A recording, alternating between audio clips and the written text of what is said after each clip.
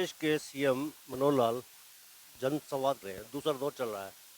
क्या कहेंगे, जनसंवाद के प्रकार से सफल हो रहे हैं क्या?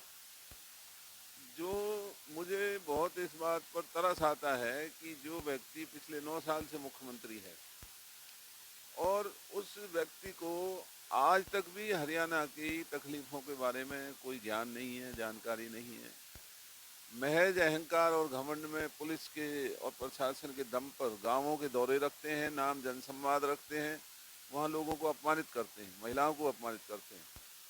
महेंद्रगढ़ के अंदर भी जब वो गए तो जो उन्होंने कभी वायदा किया था कोई काम करने का वो नहीं किया, तो लोगों ने उनको बंधक बनाया। तो ये पूरे हरियाणा के लिए बहुत ही शर्म की बात है कि एक ऐसा मुख्यमंत्री जो ना अपनी मर्यादा समझ रहा है, ना प्रदेश की मर्यादा समझ रहा है, मखौल का विषय बना हुआ है। और हरियाणा में आए दिन सारी पुलिस प्रशासन आज मुख्यमंत्री के जनसंवाद जो इनकी बैठकें हैं उनको संभालने में लगे हुए हैं, बाकी सब चौपट है, कानून व्यवस्था चौपट हो चुकी है। ई टेंडरिंग को लेकर और राइट टू रिकॉल को लेकर सरपंच प्रदेश व्यापी आंदोलन कर रहे हैं, रैली कर रहे हैं जींद में 30 मई को। सरपंचों ने कहा कि जब आचार संहिता लगेगी तो भगदड़ मच जाएगी। वो कहते हैं कि ई टेंडरिंग किसी भी सूरत में नहीं होनी चाहिए, हमें ग्राम स्वराज मिलना चाहिए। 30 मई का मैं अपने साथियों को निमंत्रण देने आया हूँ और साथियों ने बड़ा आश्वासन दिया कि एक सरपंच एक बस लेके आएगा, तो जितने सरपंच है इतनी ही बसें निकलेगी पलवल जिले से और 30 मई को जींद पहुंचेंगे सभी साथी। देखना जींद के अंदर 30 मई को लाखों की संख्या में ग्रामीण क्षेत्र के लोग इकट्ठा होंगे। मैं कहता हूँ कुछ सरपंच साथी सरकार के साथ कोई नहीं है, लेकिन कोई सरपंच साथी किसी डर से इस टाइम बाहर नहीं निकल रहा। वो आचार संहिता लगने के बाद सभी के सभी बाहर होंगे, आप देखना, क्योंकि अब सरकार प्रशासन का साथ दबाव बनाने की भी कोशिश है, लेकिन कोई भी सरपंच साथी सरकार के साथ नहीं जो संविधान की 73 और 74वां संशोधन जो हुआ उसमें ग्राम पंचायतों को, नगर निकायों को पूर्ण स्वतंत्रता देने का संशोधन पास देश की संसद कर चुकी है। आप वेस्ट बंगाल में, राजस्थान में, हिमाचल प्रदेश के अंदर, कर्नाटक के अंदर और तो और गुजरात के अंदर अगर आप जाके देखें तो वहाँ पंचायतों के अधिकार बहुत ज़्यादा हैं। वहाँ पर पंचायतों का जो काम करने का तरीका है उनको पूरी छूट है।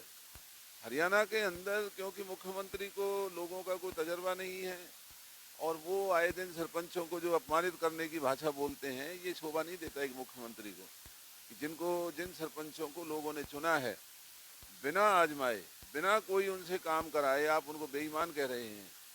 तो ये तो बहुत ही ओछी राजनीति अब हरियाणा के अंदर चल चुकी है और भारतीय जनता पार्टी को बाज आना चाहिए, वरना जो सरपंचों ने जींद के लिए आह्वान किया है, आने वाले दिनों में ये सरपंच इस सरकार की कब्र खोदने का काम करेंगे और गांवों की तरक्की भी रुकी पड़ी है तो गांवों का भी बहुत नुकसान हो रहा है। तो सरकार को इस व्यवस्था को इस तरह इस हालात में नहीं लाना चाहिए। सरपंचों से बुला कर के बात करें और उनकी जो मांगे हैं वो जायज़ मांगे हैं। पहले भी हरियाणा में हमारी सरकार थी, हमने सरपंचों को जो वो कहते थे हम करते थे, जितना पैसा मांगते थे देते थे।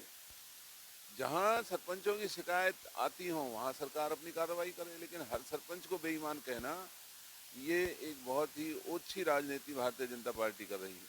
सवाल किया था कृष्णा पाल गुर्जर साहब ने, तो हमने कहा ये कि सरपंच तो ये कह रहे हैं कि हम पर भरोसा क्यों नहीं है। तो उनका ये कहना था कि हम इनको जांच आदि के झमेलों से बचाना चाहते हैं, सरपंचों को जांच से मुक्ति मिलेगी, ई टेंडरिंग का काम। ये सरपंच हमारे भाई हैं और हमारे परिवार के सदस्य हैं, लेकिन हर काम में ट्रांसपेरेंसी आए, पारदर्शिता हो, लोगों के लिए आया हुआ पैसा ईमानदारी से खर्च हो, इसमें क्या बुराई है। उनकी जान भी बचेगी, उनकी वो इंक्वायरियों से भी बचेंगे और गांव का विकास भी होगा। आज इस देश में भारतीय जनता पार्टी के किसी मंत्री या चाहे वो केंद्र के हैं चाहे वो प्रदेशों में हैं, उनकी कोई हैसियत नहीं है, ना उनकी कोई प्रशासन परवाह करता है, ना उनकी कोई पार्टी परवाह करती है और वो मखौल का विषय बने हुए हैं। वो अपने आप को तो बचा नहीं पा रहे जांच के घेरों से, सरपंचों से उन्हें ऐसी क्या हमदर्दी हुई है जो सरपंचों को, अभी तो कुछ सरपंचों को दिया ही नहीं, तो जांच कहाँ से होगी? पहले सरपंचों को पैसा दें, उसके बाद अगर कोई गलती है तो उसकी जांच करें। अपने आप ही जांच को मान लेना तो ये तो बेइंसाफी है। समैन गांव के सरपंच हैं, वो प्रदेश के अध्यक्ष भी हैं। उन्होंने कहा जी कि महलों, हमने कौन से महल खड़े कर दिए सरपंचों ने, हमारी जांच करा ले और मंत्रियों की और विधायकों की जांच करा ले, उनकी कोठियाँ और उनके बंगले उनकी जांच कराएं। वो ये मांग कर रहे हैं अब। हाँ, तो जब आप सरपंचों को अपमानित कर रहे हैं तो सरपंच भी सरकार के ऊपर इस तरह के आरोप अवश्य लगा रहे हैं, और उन्हें लगाने का हक है कि हमें बिना वजह बेईमान करार किया जा रहा है, और विधायक और सांसद और मंत्रियों के ऊपर कोई नकेल नहीं, उनकी कोई जांच का डर नहीं, कोई उनके ऊपर वो नहीं। तो सरपंचों को फिजूल ही ये सरकार इस तरीके से आरोपित कर रही है। नीचे जो आप देख रहे हैं YouTube channel, Facebook page, Instagram और ट्विटर हैंडल, इसको आप लाइक फॉलो अवश्य कीजिएगा।